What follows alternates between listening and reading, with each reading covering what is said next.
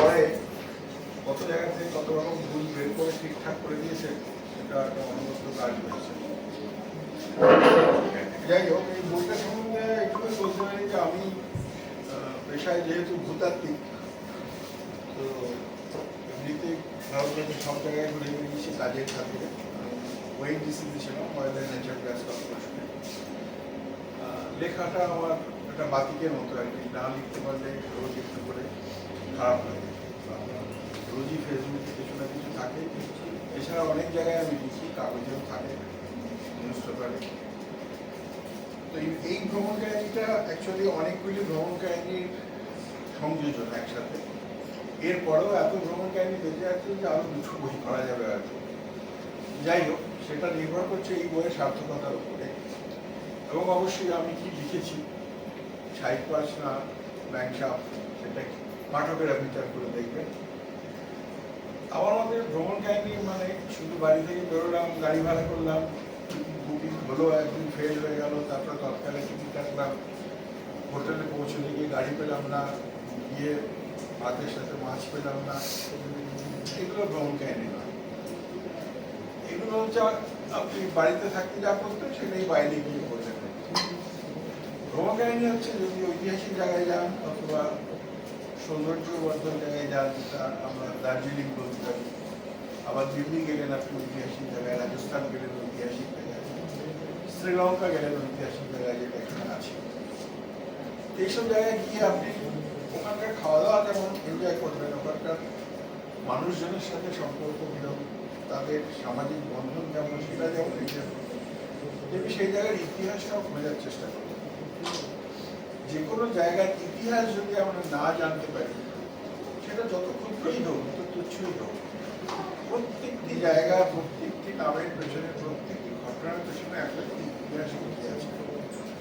সেই ইতিহাস সবসময় ইতিহাস বইয়ে থাকে না, এমনকি আমাদের এনসাইক্লোপিডিয়া ব্রিটানিকাতেও সব কিছু থাকে। ইতিহাস খোঁজার জন্য আপনাকে সেই জায়গার এমন একটি বয়স্ক মানুষকে খুঁজে বের করতে হবে, বা এমন একটি জ্ঞানী লোককে খুঁজে বের করতে হবে যে ওই জায়গাটাকে বড় হতে দেখেছে তার সময় থেকে।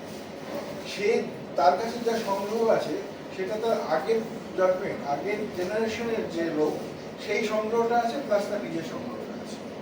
এই দুটো মিলে যখন আপনার কাছে আসবে, তখন আপনি বাকিটা ঘাঁটবেন গুগল বাবার কাছে, আর নিজে যে চোখে দেখেছেন সেই দুটো, চারটে জিনিসের একসাথে যখন মিলন হবে, তখন দেখবেন সেই জায়গাটা আপনার কাছে অনেক বেশি ইম্পর্টেন্ট হয়ে গেছে।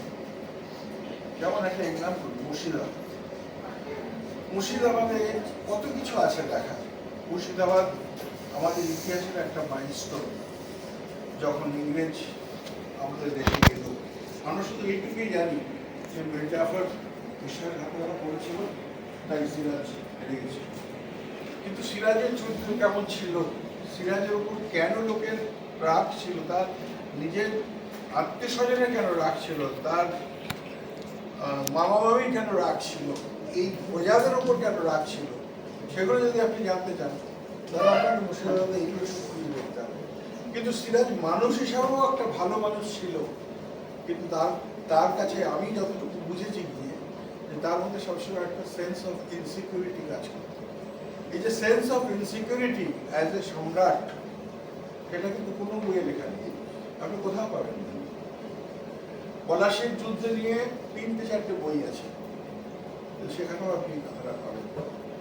যখন ওখানকার মানুষজনের সাথে কথা বলবে, তারা এখন ওখানকার স্থানীয় মুসলমান, মুসলিম, হিন্দুরাও আছে, তারা সবাই এক কথায় বলবেন যে ইংরেজ বণিকের যে সুচিন্তা বুদ্ধি, তাই দিয়ে যে লোক ভাঙিয়ে নেওয়া এবং সেটা জানতে পারা এবং তার জন্য কোনো প্রতিকার না করতে পারা, সেই যে ইনসিকিউরিটিটা, এই ইনসিকিউরিটিটা তাকে অন্যরকম একটা মানুষভাবে প্রকাশ করে দিয়েছে। অত্যাচারী করেছে, মীর জাফরকে চর মেরেছিল, তার প্রতিশোধ মীর জাফর নিয়েছিল। কিন্তু আশ্চর্যের বিষয় হচ্ছে যে সিরাজ যেভাবে মৃত্যু তাকে দেওয়া হয়েছে, সেটা তার প্রাপ্য ছিল, এটা অনেকেই জানেন। যাই হোক, ভ্রমণ কাহিনী মানে আমি এইটাই বুঝি, সাধারণ একটি বুঝবে যদি বইটা পড়ে একটু মতের পরিবর্তন হয় নিজের ক্ষেত্রে, বা নিজের যে মতটা ছিল সেটা যদি একটু মদতপুষ্ট হয়, তাহলে এই বইটা সার্থক হবে। আর যদি এই বইটা প্রেরণা ভালো করে প্রচার করে সার্থক করতে পারে, তাহলে আমি দুটো বই নিশ্চয়ই আমি বই করব অ্যাজ এ রাইটার। সেটা অন্য কোনো কারণ নয়, কারণ হচ্ছে যে আমি যেটুকু বুঝেছি সেটুকু মিলিয়ে দেবো। ধন্যবাদ। Before I sign off, I want to hear from you. What's your favorite book? Share your thoughts in the comments below, and don't forget to subscribe and put a like for more content related to literature and events.